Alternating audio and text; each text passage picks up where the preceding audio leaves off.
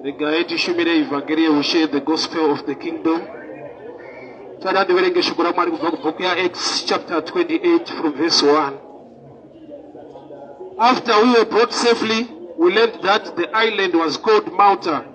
The native people showed us unusual kindness, for they kindled a fire and welcomed us because it began to rain and it was cold.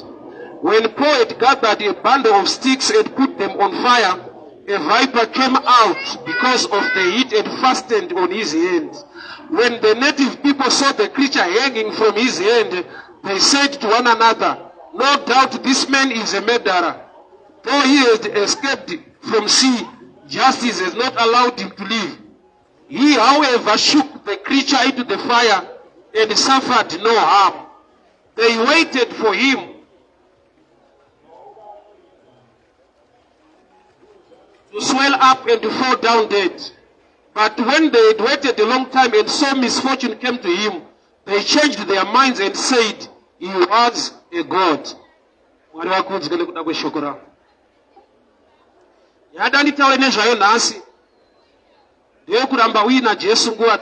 times we come to him because of challenges, but after the challenge is gone, munhu anaita kuvarayirwa kana kuti kakukanganwa kana kuti kakuignora nekusiyana nazvo nekuda kwokuti zvinhu zvaaichemera nezvaaida kuti Mwari vamuitire zvakaitika. Nauye kunamata Mwari ine chekuita nerelationship uye nekuziva kukosha kwake muupenyu hwako. How worth is he in your life? Kunzwisisa kuti iyo life pachayo is a gift from God. Mwari anofanirwa kunamatwa nokuti wakandipa upenyu, akandisika muutera hwangu ndokubva andipa mwanakomana wake Jesu kuti andiponese. Izvozvo zviri zviviri besides zvingade kuwanikwa muupenyu nemachallenges andakugadziriswa, he is worthy to be given all the glory and all the praise. So ndauya ndishumire pamusoro peizwi raningati Jesus all the way. Paul nevamwe vake they suffered a shipwreck. Ndokubva vagona kusurviva, vakaswima, vakagona kuenda paisland yainzi Malta. Vari paisland Bible rati vakagamuchirwa vakatambirwa zvakanaka. Asi pakaveswa moto. Moto wakaveswa nechikonzero chekuti kwaitonhora, so they were given a special welcome ndokubva vaveserwa moto kuti vadziye. But Bible rinoti Paul atora miti, aita gather the sticks, atora huni kuti aisewo mumoto. A viper came out. A viper inyoka ine uturu wakakura, inyoka iri so poisonous. A picture of a cobra, a black mamba or something else.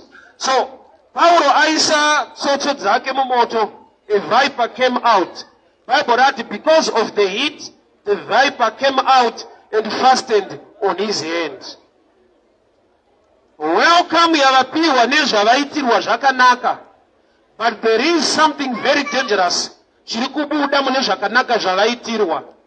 Vatiza kutonhora vakaveserwa moto, vasurviva kunyura vakasvima vakaenda paisland yeMalta. But on the island of Malta there was another challenge iri kukonzerwa nekuti because of the heat nemoto waveswa, a viper came out and fastened on the hand of Paul. Ndaitarisira kuti kana vasurviva kumwe kwese uku zvinhu zvichangoflowa.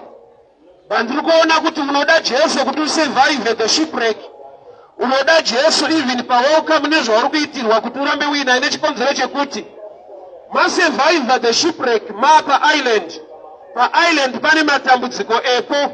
A viper iripo, haasi Paul auya nayo, but iviper inotogarawo paisland yeMalta, but ine tsika yekuhwanda muhuni.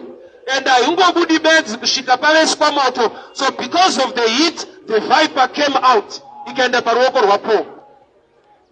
Heat ndo chinhu chatinoda kana tatonhorwa. So ndinotaura pamusoro pezvinhu zvatinoda, but zvatinogona kunge kana tazviwana toignora kunamata Mwari nekutsvaka Mwari chiti zvinhu zvedu zvasettled. Yet kune imwe heat, kune imwe favor inotakura imwe mhando yemadhimoni anoda kuti urambe uina Mwari even mutime yefavor. I always tell people this. The devil haangoataka vanhu nepoverty. Poverty is one of the ways yema-attacks ake, but pamwe pacho anoataka vanhu nesuccess. Kumakuva izvezvi kune vanhu vakafa nekuti vanga vabata mari. Havana kuurayiwa nenhamo. Mari payakati one day pane zvakatanga kuitika zvichikonzerwa nekuti munhu ane mari yacho ndokubva atofa.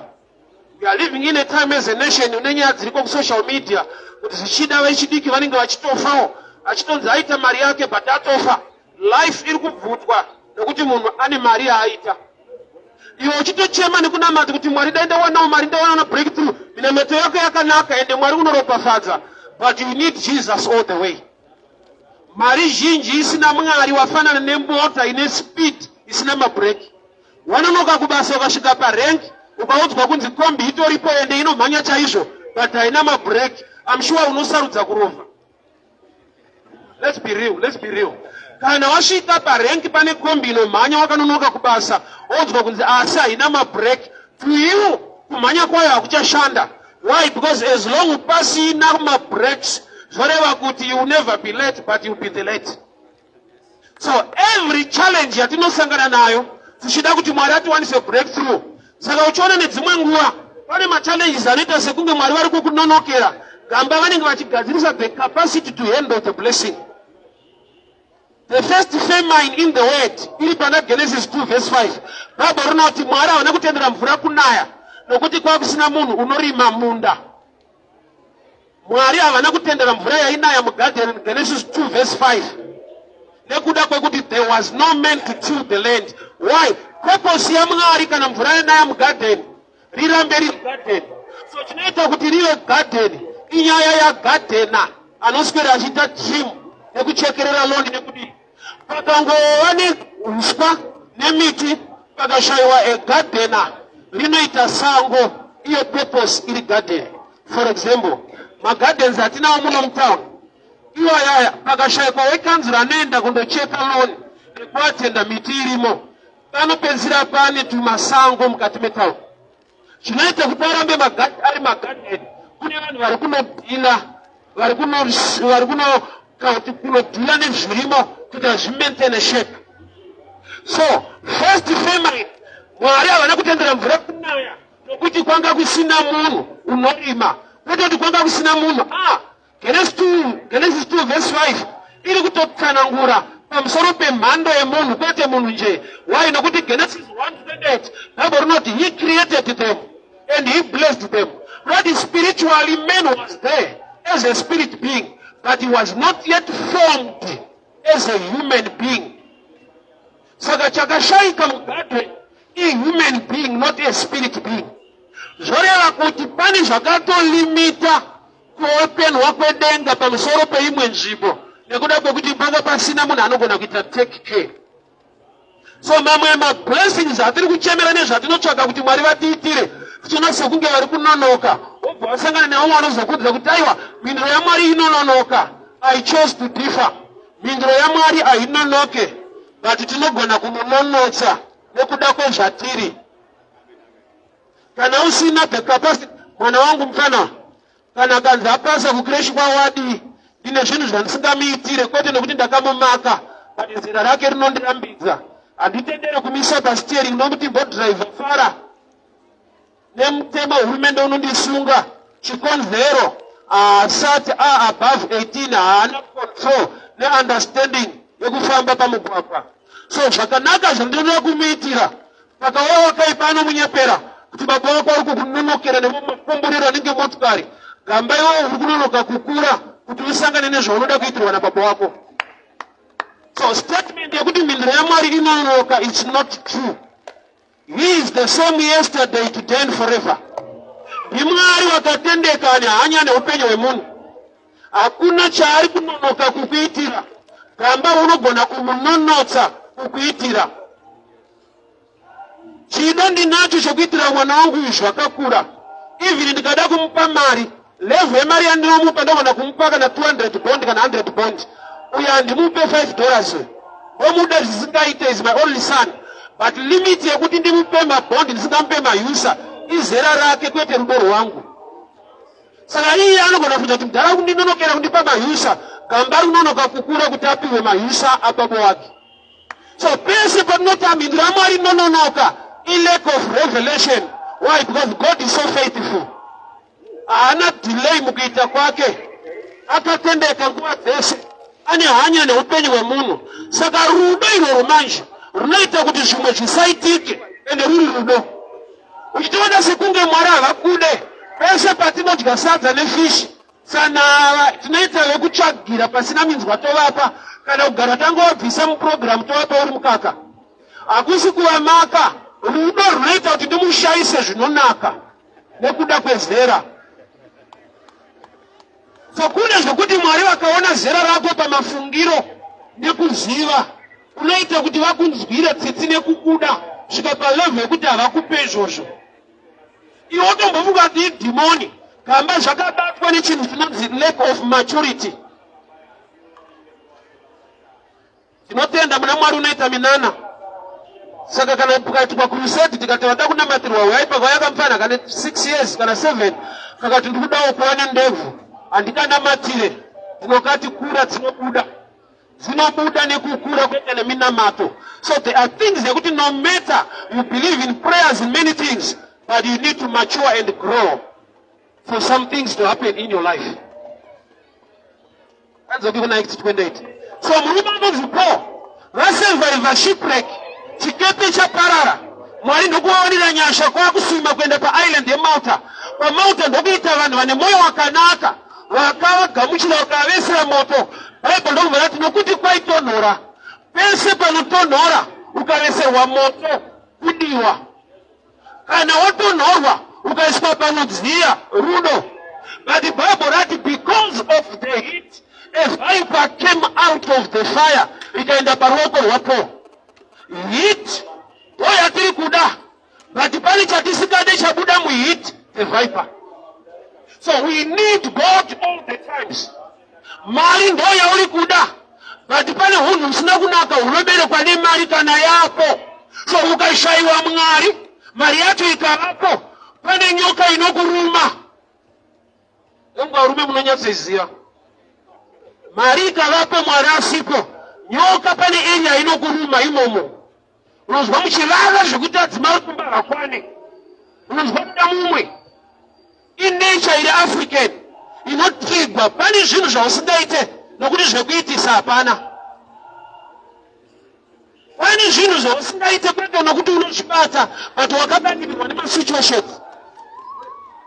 Kune nhamo isingaoneke nekuda kwekuti yakavharwa neimwe. I'll show you a scripture.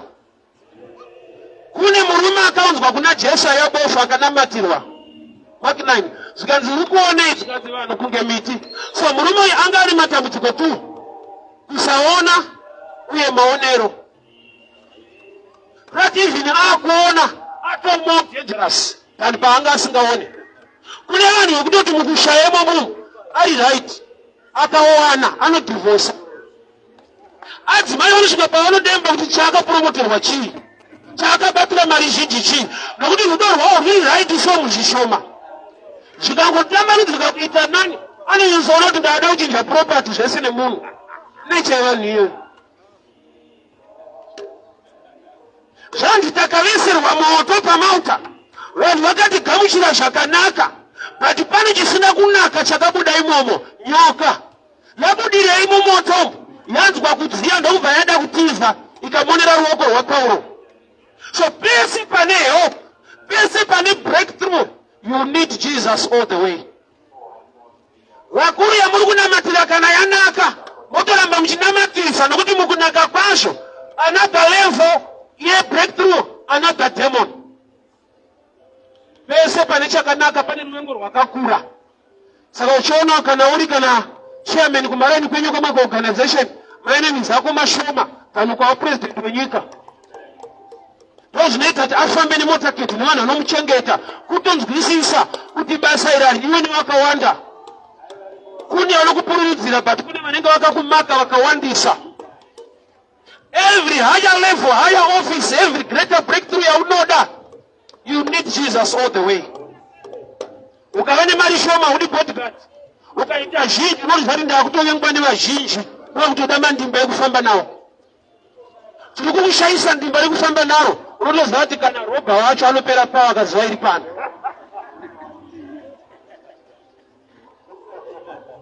But ikati one day, ende pairi panooneka kuti iripo. Saka tona vanhu vaye vanhu vanotata vane mishonga vanozonyumwa, kana yapo inenge nhumba yevanzi. unochinja zvekudya, unochinjika kwekuswera, zvese zvezvingooneka. Kana kutaura nao nokusade. Mapictures yekuti mari yako ari easy kuziva. Pauri hakuna chinodhura. Unotenga zvinhu zvekuti vanoti inotambisa mari so. Wega uchinoti handina zvandiri kuita. Handisi kutambisa iripo. Unocreate a culture yekuti vanhu vese vanongoziva. Ende kana vanhu vese vakuziva, wane more enemies. Chimwe chinoita kuti usanyanyomakwa hapana iripo. Funga kwako kana unoda kukumaka anenge achikumakira engo ipi. Uri palevu yekuti haumakike. Muroya akatokuroya pane paanozunza musoro ndokutambisa mushonga. Angazona kuti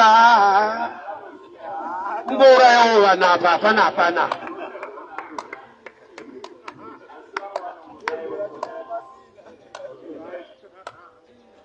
So tatambudzika kudaro tachema kuna Mwari. Mwari wedu unonzwa. So Bible rati vakaswima. Vada kunyura nechikepe. Vakaenda paisland inonzi Malta. Kuradi first step yekusurvive wanirwa nyasha. Ndobva vapiwa welcome another step. Kwakuweserwa moto a third step yefavor because it was cold.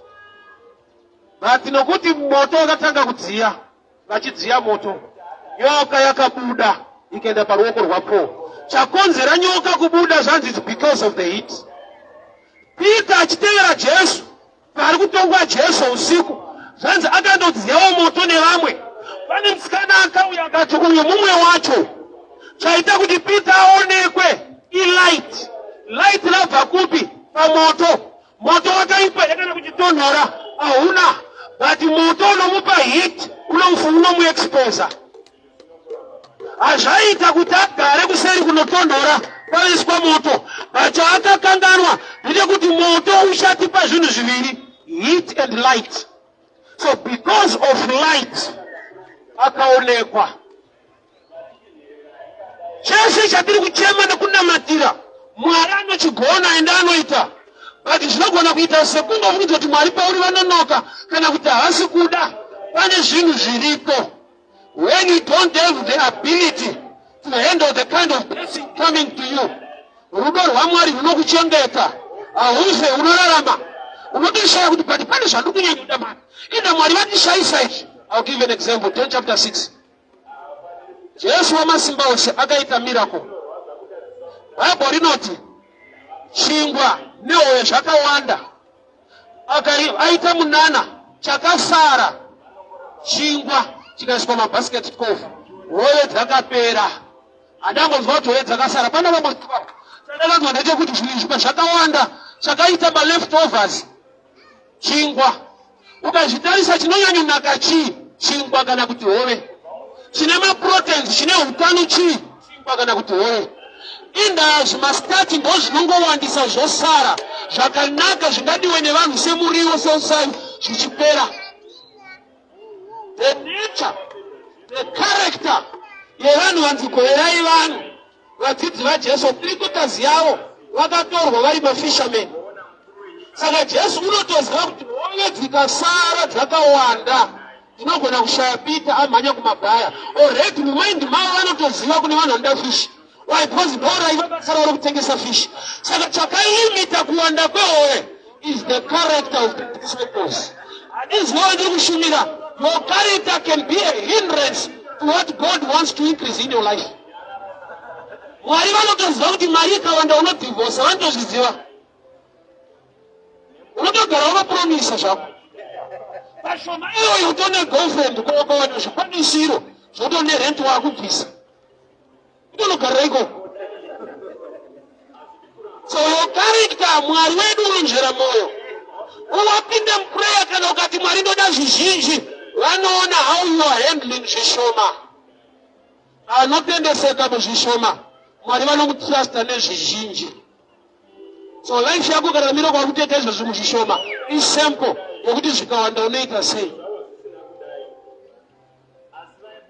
We need Jesus all the way.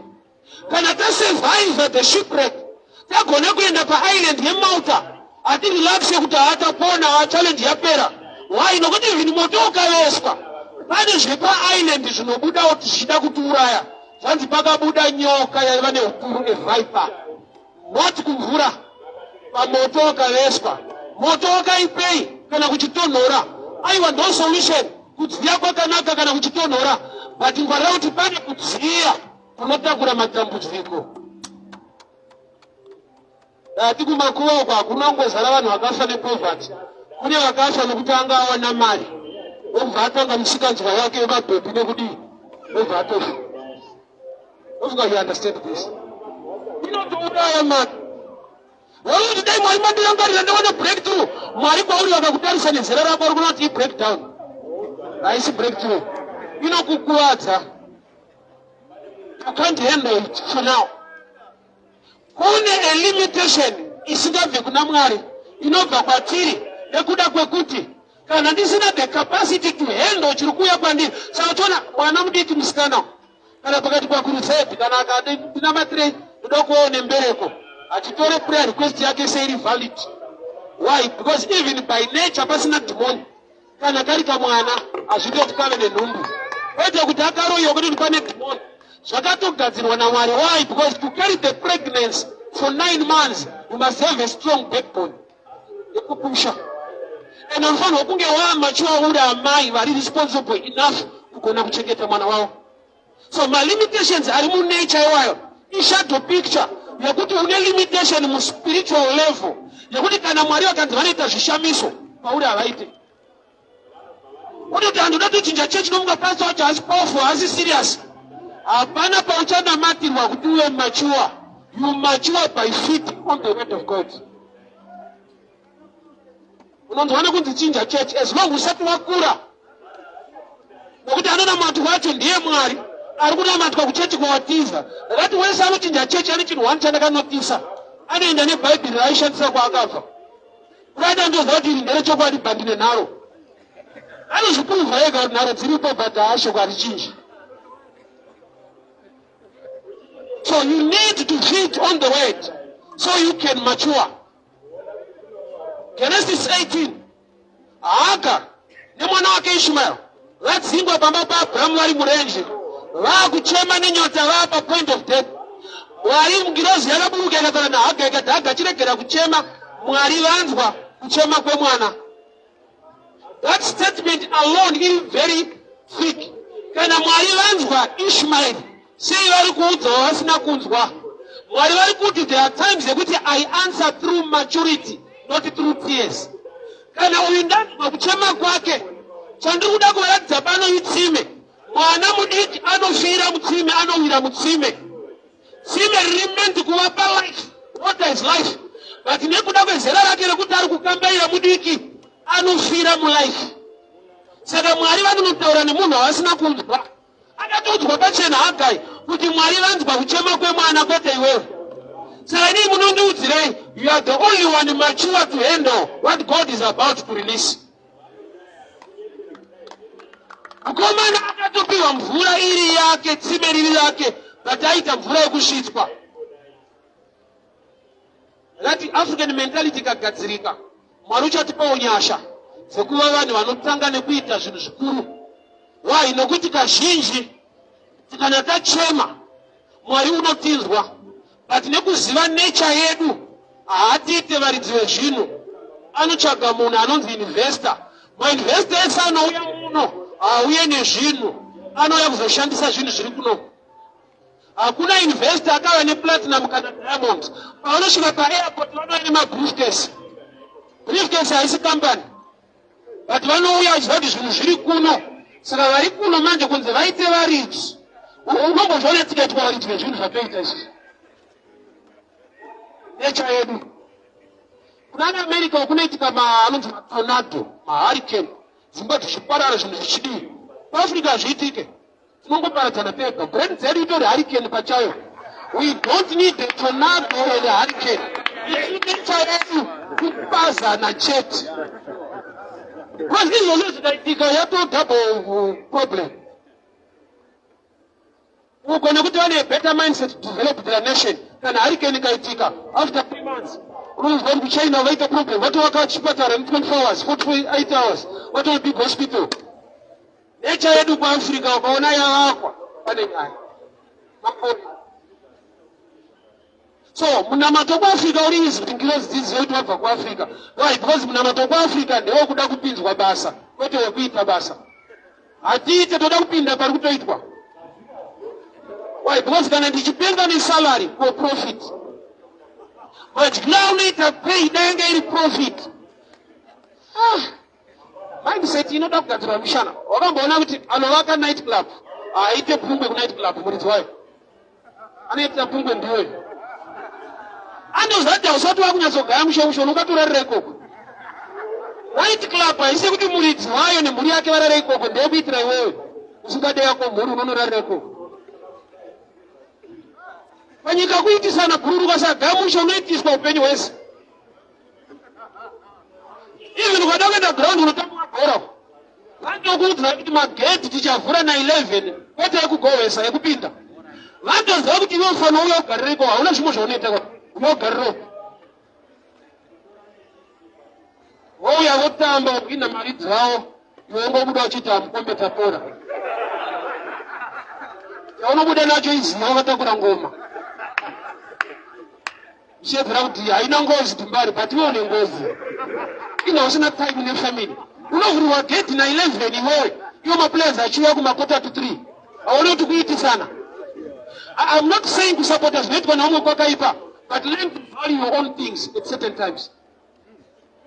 So ungagadzirwe night club yokuita pungwe, musingaite pungwe nemuridzi wayo.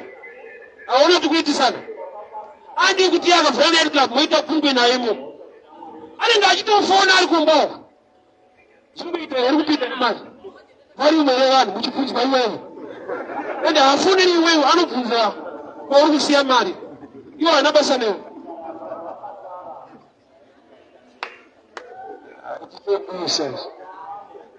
Mungu hauitonze futi kutokubatisa. Ari kuti saka survivor zvakanaka shipwreck act 28 ndokuenda pa Malta Island. Tiripo tikabatwa zvakanaka asi pakariswa moto iye akuisa huni mumoto. Because of the heat a viper came out. Because of the heat. So heat yakaipei kana kuchitonhora. It was cold. So it was good kuti vaone heat. But heat iyo inenge breakthrough yakatakura breakdown. Pane chinouraya mukudziya. Vapotsa vaurawa nechando muvhura. Vakuda kuurawa nemukudziya.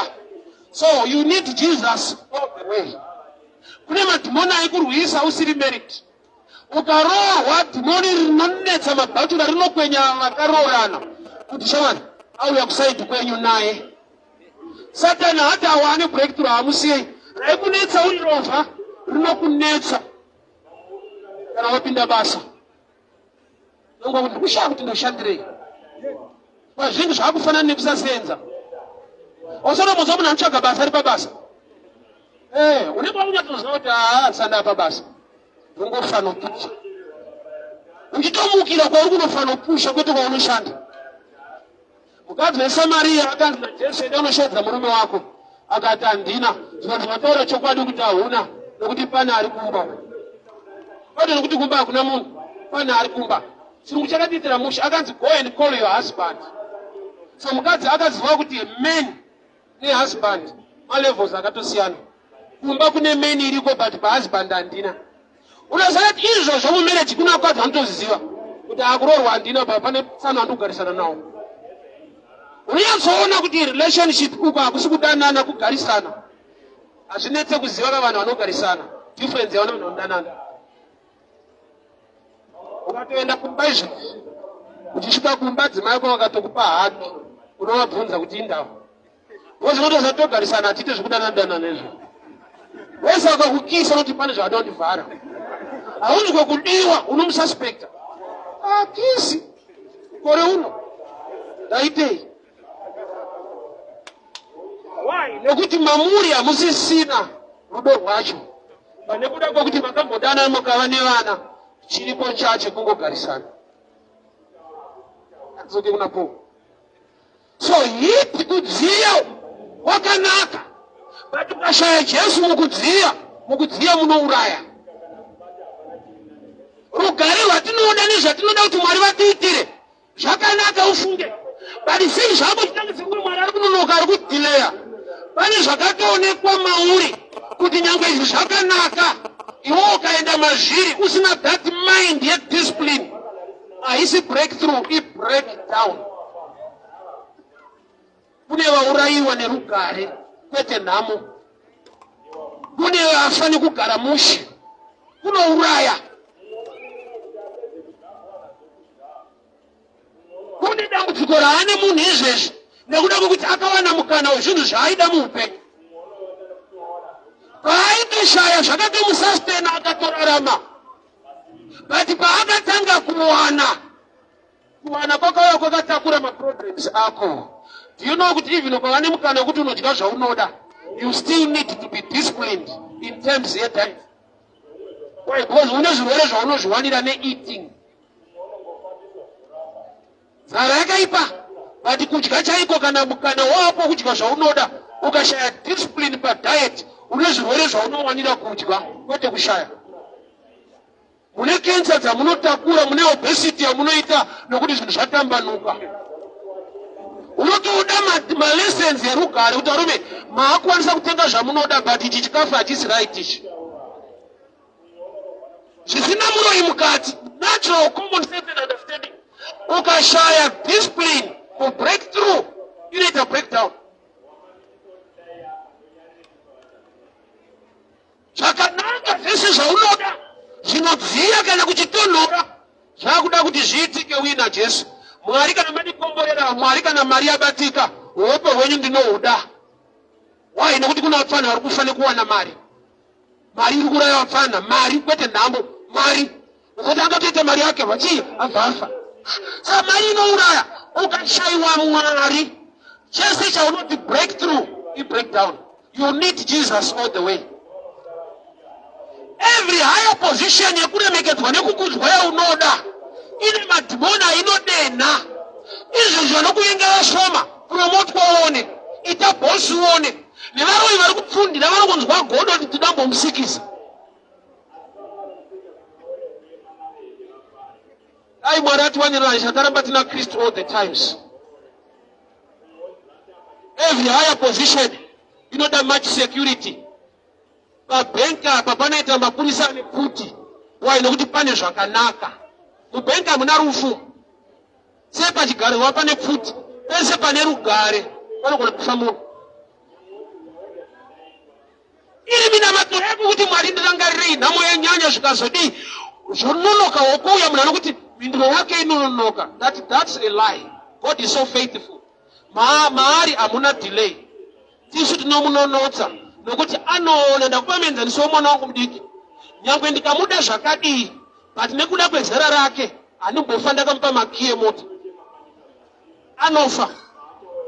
Handifarise zvokuti mufanha wangu wapasa kucrash makiya imboita round. Tinoenda kunhamo. Tinoenda kunhamo. Iye aitomudza kuti mudhara yakandimaka handifarire. Madiro andinomuita anoita ndimunyime zvimwe zvinhu zvakanaka. Usafungidzira kuti Mwari wakakumaka kana kuti vari kutononoka kukupa. Shoko ngarikupe maturity. Mwari vaisi trust. Why? Because he wants to bless you to become a blessing. Kwete kuti blessing iwe a weapon ye divorce. Nokuti Mwari ikakuwandira iwewe unosiya mukadzi. Chakupa kunge unozvibata. Uri kungobatwa nesituation kunze uku kunoti dhurei. Aiwa kunze wodhura mani. Foda zvakachipa usiri kuita. Vari kudhura vanhu vepanzao. Kungodana naiso chato chikwereti. Unenge watone chikwereti. Akati mapepe ukafika tinenge nherera shuwa. Kuri ana ufane chikabisira. Kungodana naiso watobaba wacho automatic. Foni yake achazoti anojusa anenge achingoti data rapera. Urambirana data kunze kunodhura. Unazonoti data iratiparadzanisa. Wezana chidare 10.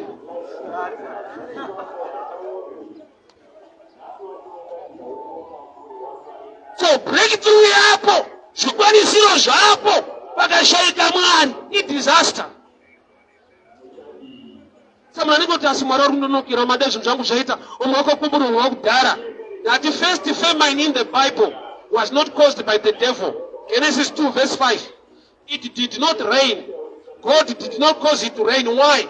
Because there was no man to till the land. Why? Nokuti purpose ya Mwari ndeyekuva garden kwete sango. Garden likashaya garden boy rinoita sango. Chinoita kuti rinzi garden. The garden ari kumaintaina. So maintenance pachayo can cause a delay. Maturity pa zvisina Satani mukati. Ukasakura unogona kunonosa zvinhu zvako. Woti nofuka chechi yacho haina power iganibve kuno. Haukure nokuti wachinja chechi. Yofara kumuzarabani rikati ndakuchinja pamanondibatira kuno kumusha rikandienda kuEaglesville kutown kana Prince Edward. It's unfortunate, syllabus is the same.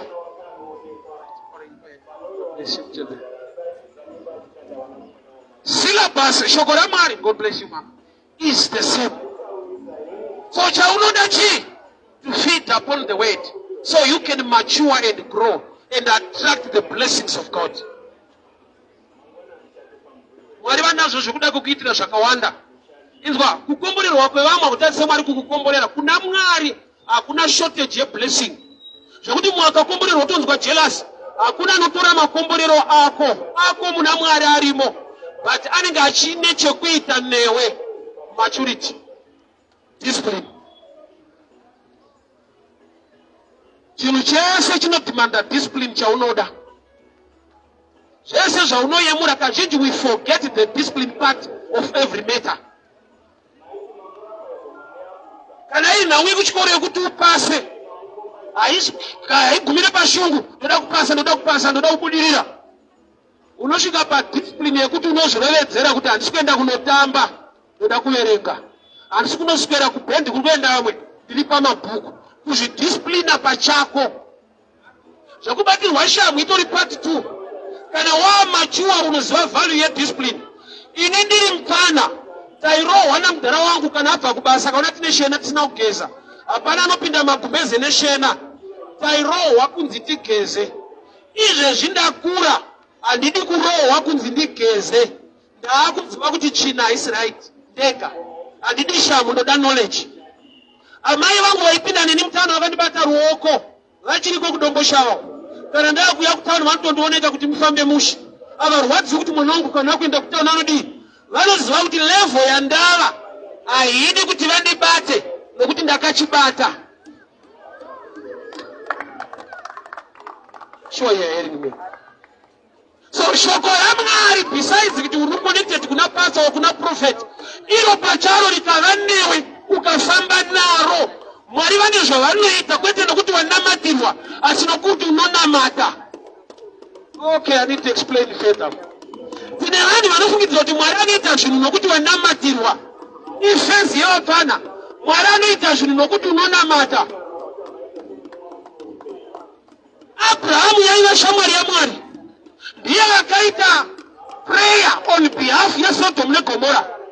Akati Mwari ko mukawana wakarurama. Abrahamu in figures intercession yake prayer akagumira pa number 10 kuti ko mukawana 10 vakarurama. Mwari akati I will save the city. But ngirozi padzakapinda muSodom hamuna kupona vanhu 10 as per prayer ya Abrahamu shamwari yaMwari. No matter your prophet is highly anointed, I've come to surprise you. Your role matters most. Abrahamu yaitova shamwari yaMwari. Mwari vakatoti handingavanzira Abrahamu zvandoda kuita. Shamwari yekuti Mwari hagonokipa secret zvidaudza Abrahamu. But Abrahamu paakaita prayer intercession achiti ko mukawana 50, 40, 30, 20 akagumira pa 10. Ndinozi tapinda muSodom hamuna kubuda as according to prayer ya Abrahamu. Mwari ana kuti Abrahamu ati 10 rega ndingotsvaga 10. Wakabuda family ya Lot. Loti adzimai nevanasikana 2. 4. For the rest given 6. Can I give you a revelation concerning that? From my figures. Ukaenda pa 10 commandments. The first 4 ezve munhu naMwari. The last 6 men to men. Uerenge 10 commandments. The first 4 ida Mwari wako nemoyo wese. Zvese zvine chekuita naMwari kusvika pa number 4.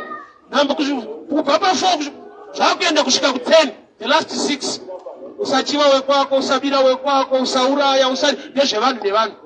Saka sei pakabuda 4 zvevanhu nevanhu ndezvevanhu, zvako naMwari zviri personal. Zvoda kucheche apa road yakatosiyana, but I'll repeat again. 10 commandments, first 4 relationship yemunhu naMwari, last 6 men to men. Saka Abrahamu aita prayer kuti ko mukawana 10, Mwari akati hapa 10. Revelation yellow, I understand kuti kawana 10 vanobuda, but ngirozi dzapinda muSodom vakabuda family yaLot chete.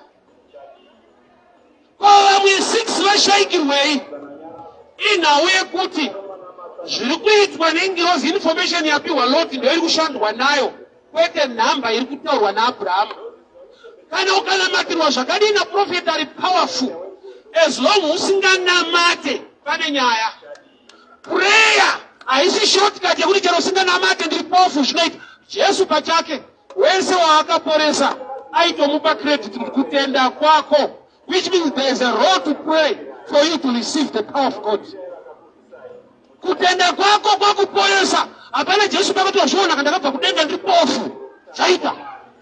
Aisa credit kumunhu ari kuporeswa achinzi kutenda kwako, nokuti shoko rinoti without faith you can't please God. So only 4 came out.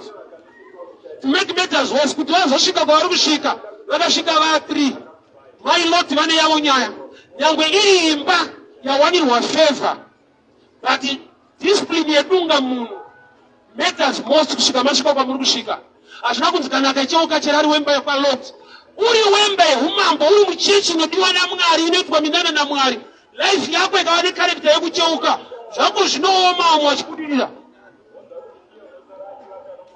Mai Lot vari mufamily mumba vakabikirwa vatumwa, zvichida ndo vakatobika sapa yemanheru yevatumwa, but vakaita chiru chemunyu. Why? Nokuti personally havana kucheutswa nemunhu, havana kufurirwa. Instruction yati musacheuka, iwo ndokucheuka, which means your personal discipline matters most. Kati kana wakapinda chechi na prophet anoona zvakadii, vanotanga vaparidza. Vanoparidzirei? Vanongoti mirai apa ndikuprofitei. Vari pakuparidza vanotokuzivisa kuti knowledge haina substitute. You don't substitute the knowledge of the word, the prophecy. Dai zvaigona kusubstitutwa, iro Bible rangu rongo rinoti zvese zvichapfuura, asi shoko rangu rinogara nekusingaperi. Foundation yako as a believer is the word of God. Saka uchinoti attack yauinayo mulife mako naSatani haidi kuti ude shoko. Saka uchinoti kwauriwe Bhaibheri rinodhura singaite, ende zvakaoma kuti uve nerako. Kwete rechechi rako zvakatooma. Ungatova paWhatsApp mwedzi wese mari ndatenga maBhaibheri 3, but kuti utenge Bible hazviite. Usafungudzira kuti kusada kwako kune attack inotokubata, reasoning inokubata kuti aiwa rinonoparidzwa kuchechi unoritengerei, ukariverenga racho haumbozvinzwa, zvinotoda vakazodzwa. I will explain. Acts chapter 8. Muranda wakandasa akarivhura achiriverenga asinganzwe. Mwari ndobva vanzwa kuti haasi kunzwa. Kurati Mwari vanonzwa shungu kudarika kunzwisisa. Chakaita kuti Philip atumwe kuna Ethiopian eunuch, Mwari vakatuma Philip kuti anotsanangurira munhu ari kuverenga asinganzwe. Kurati kusanzwa hakuna kumutadzisa kuverenga, uye kuti tabva muchechi hakumutadzisa kuramba aine shungu neshoko raMwari. Kurati muranda wakandasi munhu wokuti anoda Mwari in church and outside church. Aiverengerei abuda muchechi, yanga iri lifestyle yake yekuda shoko raMwari nguva dzese, iregere kuva a church thing but a lifestyle. Ivo ndikangobvurwa kuchechi zvavharana. Understand? The devil understood the greatest weapon in knowledge. Nokuti iyo Mwari pati ukaona zvinopupurwa naMwari asi zvokunyepa. Kana Mwari vakuti vanhu vangu vaparara, vangu kutaura vanhu kuchechi, mabelievers, Mwari vari kuti type iyo iri kuparara, ende chavaparadza lack of knowledge. Shaiwa ruzivo. You need to acquire knowledge. Ruzivo runotsvakwa. Iva neshungu yekutsvaka ruzivo. Why? Nokuti knowledge, information, do inokupa maturity, no spiritual food. Kani nguwe kuti muna anaenda pa fasting physically, are you already pa fasting spiritually? Because hapana pekuti wamira sadza, iwokamira futi Bible racho. Urikutsanya kwese. Sa uchona ma result ya fasting kwa uri hamanifeste. Wagara uchitsanya both sides. Shopa udye, awenge, wamira futi sadza. Chakapa Jesu kukuda Satani. Bahanga peta fasting. Aisinya aye fasting. Now the devil, I don't know where Jesus peta fasting. Chakamupa kukuda Satani chi. Feasting. Aichika shoko. Na time yekusachika. Nokuti paaka yetwa. Aita urashaka chika shrimari. Achiti mwa poet it is written. Aborno tiwakaropa fatu kwa wanenzara nenyota. Yechokura mwana. Blessing bairi. Kumani hunger and thirst of the word. Baba church. Shako as a personal. Iwewe. Kuzwa that hunger and thirst for the word. Tamanje yedi yakazudai. That level idiki. Chikora achipasi semunu. Shungu temunu pa chikora tineta tapase. Unogona kwenda kwa high school oida malo results. Aiso automatic with high school high result. Ukashawa shungu dzakanaka. Chikoro chakanzi printed achikupe ma results. Vanomaka zvawanyora. Kwete kuchikoro kwawanyorera. Autoenda pa interview onzi ma results tonota atati pa printed wata. Tipei makabuda nei. Kwa mamura kunopinda basa munokumzara bani. Why both vari kutsvagwa ma results. Kwete chikoro chakaatendwa. Paul arikuti takasurvive shipwreck. Tikabatwa zvakanaka moto ukaveswa. Nyoka ndobva yabuda. Varume mukubatwa zvakanaka umunhu ngaatye kana asina mari. Nokuti kumwe kubatwa zvakanaka iprogram yedisaster. Vanhu kana takayambira vana vedu vasikana.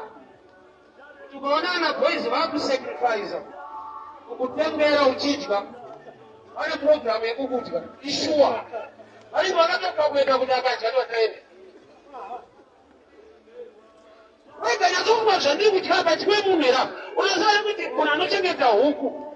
Anenge tichiya tichidya so. Why? Because hatimboziva kuti ari kutidyisa kuti azotidya. Tikaziva tikati tomashetsa kuti ndekwapo vachaita. Tiri kuziva meti dzako. But imhuka manje haifunge kusvika level iyoyo. Saka ndori kutambwa vazhinji. Une zvakanaka zvaunorongerwa kuti uparadzwe. Mukagwana boys ati takuenda kulake weekend. Hatina mari, tinayo toenda newe. Transport tikutoitsvaga. Iyo kutadza kufunga kuti saka mumero uda kumana. Mari hapana, iri ngatitsvagira. Transport hapana, iripo. Mari yekugocha hapana, vari kunondigochesa. Utadza kungofunga ndogona kugochwa vavo. Utadza kuenda data set. Vakadza kugocha ndigochwa.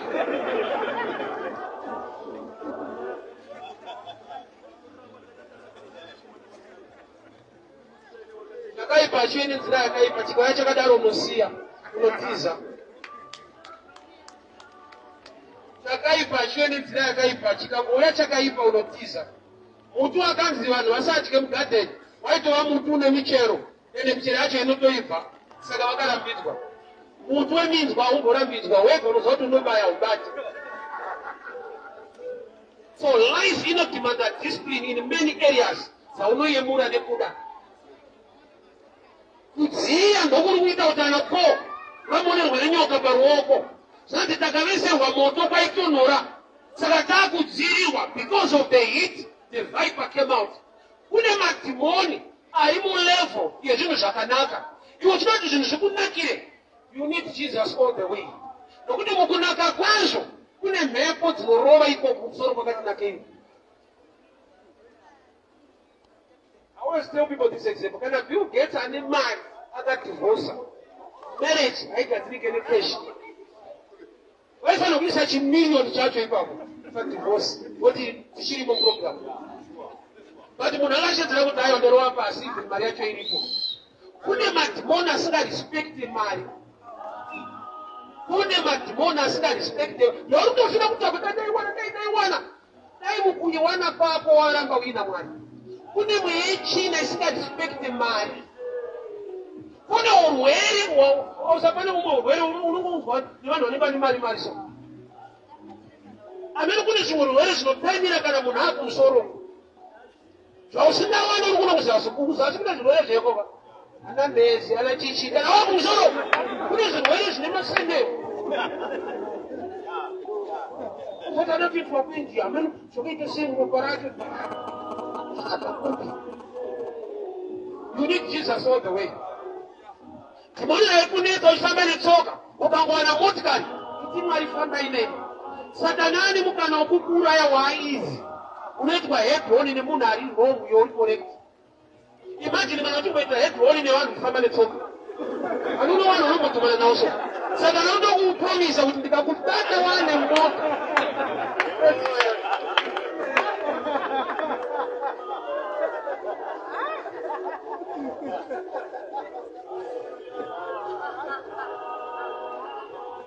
every level mwari ndiwanire wanyashandirorwe kune munhu yeinota kune vanhu vanoita suicide nemaissues emarriage zvekuti uri wega so satana ari kutokutadza ukangoenda pane murume unogumburwa zvokuti unozviuraya.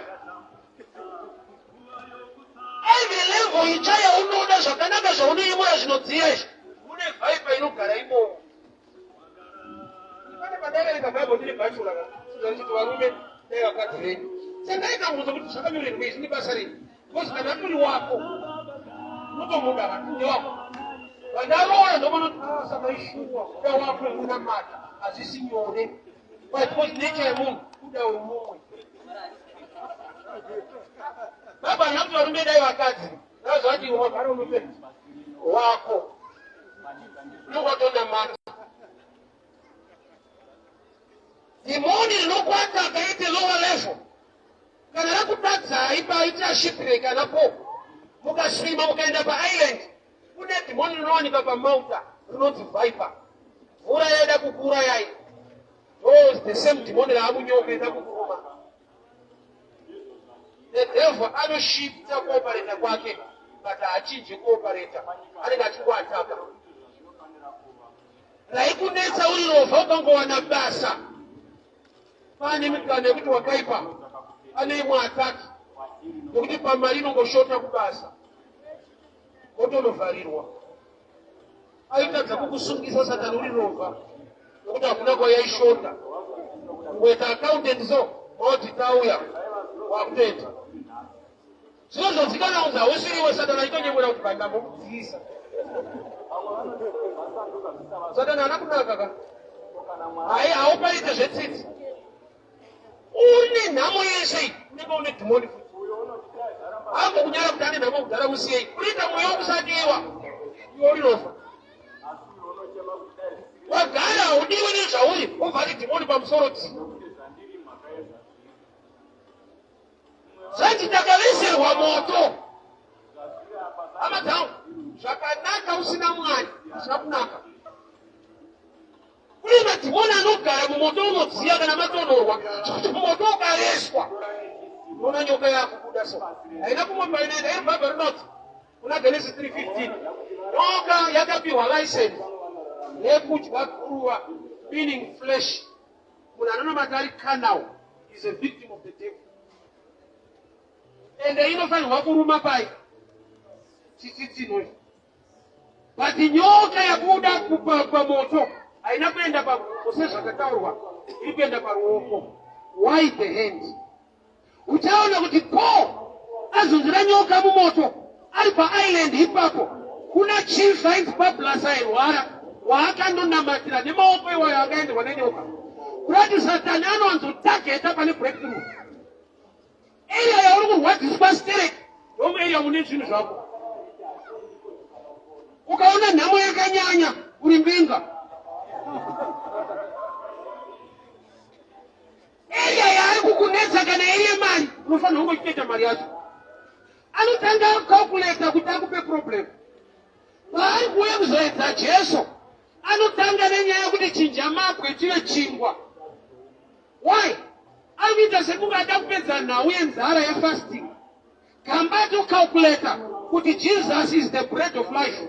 Number 2, he is the rock of ages. Saka akashandura chingwa, mapwe kuva chingwa obva adya, anenge azvidya nature yake. He is the rock and he is the bread.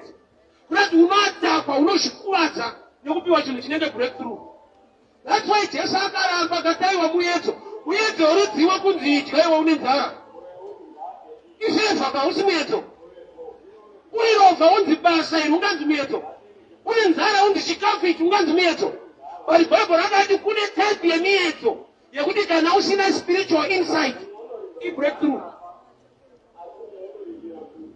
Zvakanaka usina Mwari tiza. Satana haunzi zvinhu pachena. Chakanaka usina Mwari itya.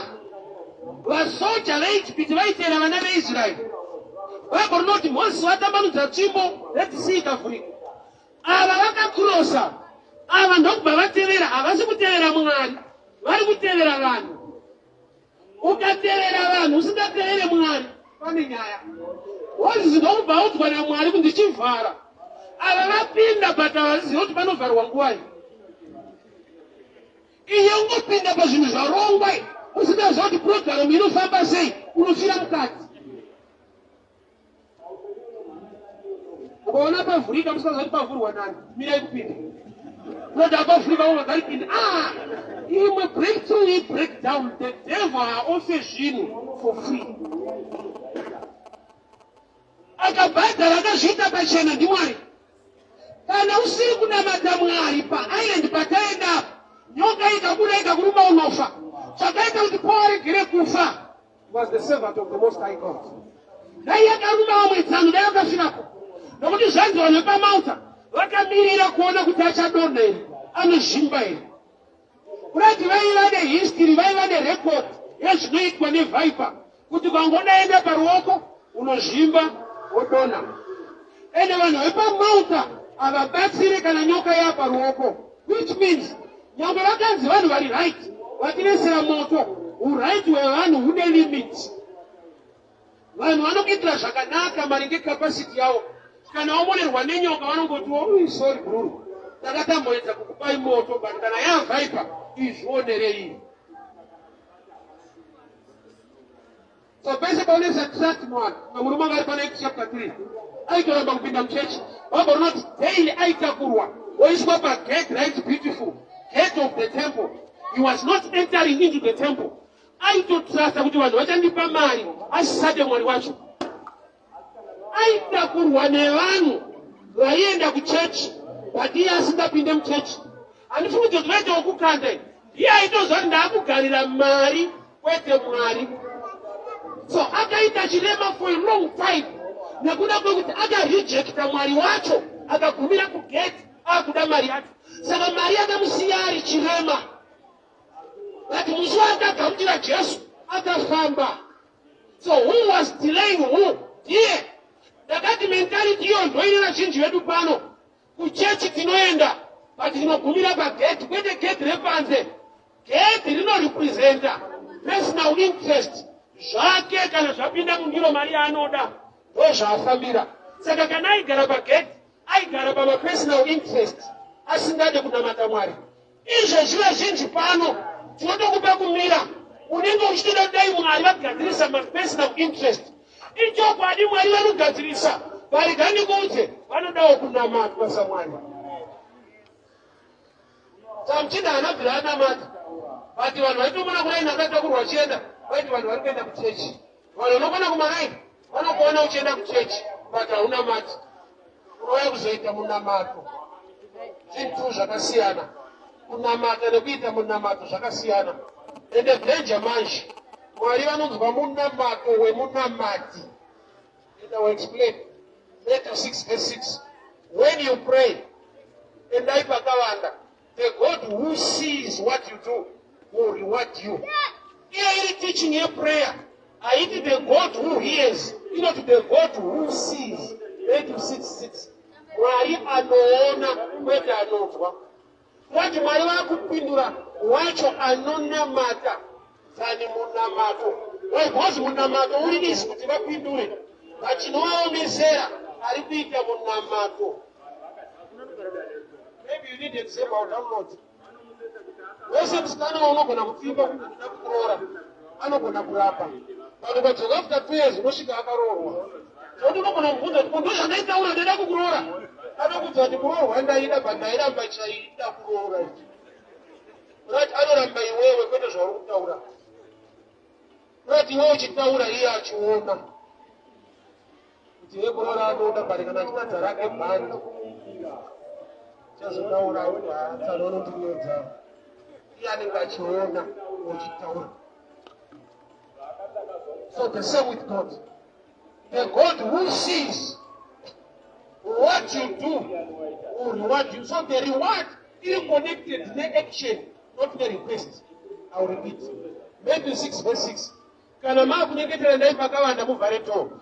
God who sees, not who hears, who sees what you do. So what you do, kunamata. Kunamata kuita, munamato kutaura. Saka Mwari anonzwa munamato wemunamati. Nokuti vamwe vanamati vanoita minamato. Saka haugoni kumutsotsa nekuita munamato usiri munamati. The God who sees what you do, action, kuita, wokunamata, kutaura minamato. Saka iye hasi kusaiti kwemunamato. Munamato unozonzwika kana munhu achinamata achiita. Reward is connected to action, not to request. Island yeMalta takabatwa mushe vanhu vakatiyesera moto vatitakudziya. Because of the heat the viper came out. Because of the heat. But heat toida kuri kutonhora tidzirwe kuti zvatinoda zvinogona kutakura disaster.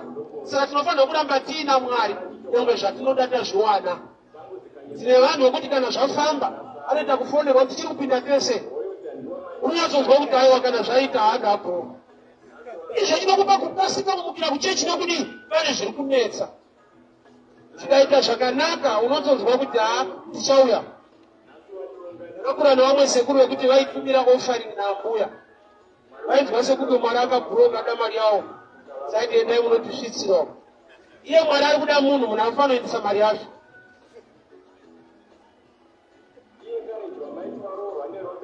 Adamu pane paakatsvagwa naMwari kwete akuda mugadheni. Aitotsvagira kuburiswa. Which means akatsvagwa arimo. Mwari pane munhu waanoshayira anogona kuhwanda azviite. But zvingarevei Adamu paakatadzira Mwari ari musin nature anga asaoneke mulevel iri spiritual anga akanawo. So Mwari mweya kwaari kumutsvaga asi kuwanikwa andobvunzwa kunzi uripi iye arimo. Saka zvinoita kuti Mwari vari kutokutsvaga iwe uchipinda chechi. Wanotodaidza nevanamata utorierita. Adam was still in the garden and God was looking for him. He was still there. But unongokudaro sabata. Kabana kadiscover kuti aiwa asika. Iye asikaswera achiparidza kubhawa. Achiswera kusinagoge. Vanhu vanokarasikira mukatimo. Vaitouya kusabata aida kuwabata. Ivo vaibata sabata iye achida kuwabata.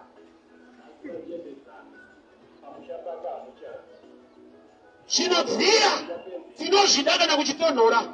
Mari inodiwa kana uri munhamo. Zvakanaka unozvida kana une maproblems. But zvakanaka usina Mwari hazvina kunaka. Saka rodatokura yarongotambira kuti vangotenga mota chete yedhoni. Ende uchatumwa nemunhu ari wrong. Akanwa akadhapa. Iwe uri sober. Uri correct. Ubva wafa. Why? Because ane mukana wokukudestroya. It is. So pese parukuda breakthrough, parukuda success, parukuda favor. Itamuna mapokuti Mwari ivaimeni. Mugare noizwa. Doni mwanu mafuta kaiwa.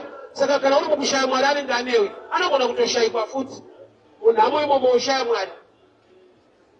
So in all the times you need Jesus all the way. In poverty and in riches. In success and in problems, you need God all the way. Why? Nokuti anogona kutokuataka munhamu akakupa pfungwa dzekusanamata apa dzekutsvaka n'anga nekuromba.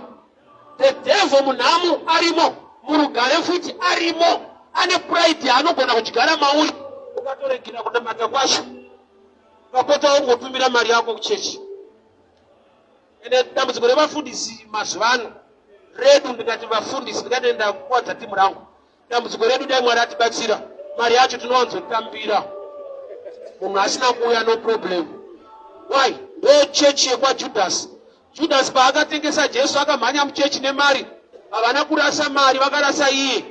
Mari vakaitora vakanotenga nzvimbo yaivigirwa maforeigners. Mari yaJudhasi yakakandwa muchechi, havana kutora vakarasa, yakawaniswa basa. Iye havana basa naye, vakamurega achinozvisungirira, mari yapinda mumakofasi echechi. Ukapinda yaJudhasi unonyudzwa, vanotora iye vachirasa. Instead yekuti chechi imire naye semunhu ari kupatana aunza mari, vakati ndeye kwako iyo. Iye ndobva akanda mari muchechi, vanochitora mari yako kude nayo, mari totora iwe rowa pasi. In every place, in every situation yaunoshuvira nekunamata noMwari ndipei, ukaona paveiswa moto unodziya pamauta, ivana Jesu, nokuti chichabuda umu hachidi intelligence. Wakamuona vakazva kuti aidha anozvimba kana kudona. Bhaibheri ndokubva rati akazunzira nyoka mumoto. Rati chakauraya nyoka hausi moto, moto paauta unoita kuti ibude. Chakauraya nyoka, the type of man. Pauro anoti kuti handini ndinorarama asi Kristu mandiri. Rati nyoka pairi kuruma Paul, iri kuti haisi kuisa poison muna Paul, iri kutora simba rekufa nekumuka raJesu. So painotakura rufu rwaKristu inofa. Why? Nokuti Paulo maari mune the nature of Christ. Murugare iti Mwari, mari yacho yapo, basa racho rapo, promotion yapo, ivaione mhuri yangu. Vakuru munoirasa mhuri mari kana yanyatsotambanuka mushi, unonoita imwe mhuri. Izvo chinokudzivisa kuita imwe zvikwanisiro. Ukangoita mari unotoita imwe mhuri, unotoona zviri easy because unogona kuvaita sei, unogona kuvachengeta. Hanzo mwaitaura paredhiyo so nevanondosvika 20 and I take care of them. Zvodadisa kuita vana 20 pasina usina mukadzi, uchingotora uchiita vana uchinyatsodzwa kuti ndiripo. Zvikwanisiro inodaro mari. Usina unyatsoona kuti ndiri kuchema ne2 ari panapo, anombomira. Wete kuti pane zviri kukumisa, wega unyatsoona kuti so munamato wangu kuti Mwari kana zvikanzi zvaita mushi, ivava ndo mhuri yangu apa. Sheda imwe yei pasaiti, ivava. In good times you need Jesus, in bad times you still need him. All the times we need Jesus all the way. Mabreakthrough ari kutsvagwa nevanhu vari kuuya vachichema kuchechi mukuru sina matirete zvakati, vanhu vakashaya discipline yeword, breakthrough can turn into a breakdown. Imwe misikanzwa inoitwa nokuti mari yapo haingoitika beti. Ndakati we are living in times yekudai kutendeuka kwaizi. Why? Nokuti kutadza chaiko kunotoda zvinhu zvekutadzisa. Saka zvinhu zvaoma zvekuti unogona kuswera usina kutadza, usina mari yekutadzisa. Wozi kuti ukeche panotoda mari kana udhakwe panotoda mari yacho, uite musindo panotoda power. Saka kana usina unotoswera usina kutadza. Unekupe wakutadza. Ndaona nhamo chikwapuro zeshiwa. Munhu achatadza wena. Kana kuti udade zvekudadisa hapana. Unotoswera usina mbudada. Hapana zvekudadisa. Saka panoita breakthrough manje, saka noti enaro kana zvaita takuita maprogramu aya. Saka ndati zvichakadai Mwari vaineni, Ishe mukunaka kwazvo, I need you. Mukufamba netsoka ivaineni, kana motikari yavapo ivaineni. Why? Nokuti vasikana waitadza kutakura vanotakurika nemota nokuti kumusana havaite. ukasvika kuna musikana kuti hande but kana mutamira unongonzwa kuti let's go. Kuri kumusoro uku kune miedzo mizhinji kunodziya but kune nyoka dzeko. Unongodirwa kuti une moto chete kwete kuti yako here even yecompany zvinodisa. Kumusoro kunodziya but kune nyoka dziriko. Breakthrough yese zvakanaka zvinhu zvauri kudai zvanzi vakativesera moto but kune nyoka yakabuda. Hama dzangu, Mwari wakuitire nyasha. We meet again tomorrow, same place, same time. May the good Lord bless you. May the good Lord protect you. Father, we thank you for your word. Mwari Mungu wewe kunaka kwazvo, yekunetsa kwazvo. Iva inesu senyika, iva inesu sana baba sana mai. Nevakomana nevasikana. In all the times, we need Jesus all the way. We give you glory, we give you praise, we give you honor. Panobuda the viper, umoto pa mauta, tipei upenyu. Panobuda the viper inonzi COVID, upenyu unobva kwamuri. Takupa imbiri ndokukutendai muzita Jesu. Amen. Ufambe murugare, Mwari wakuchengetei, Mwari wakuitire nyasha. We meet again tomorrow, same place.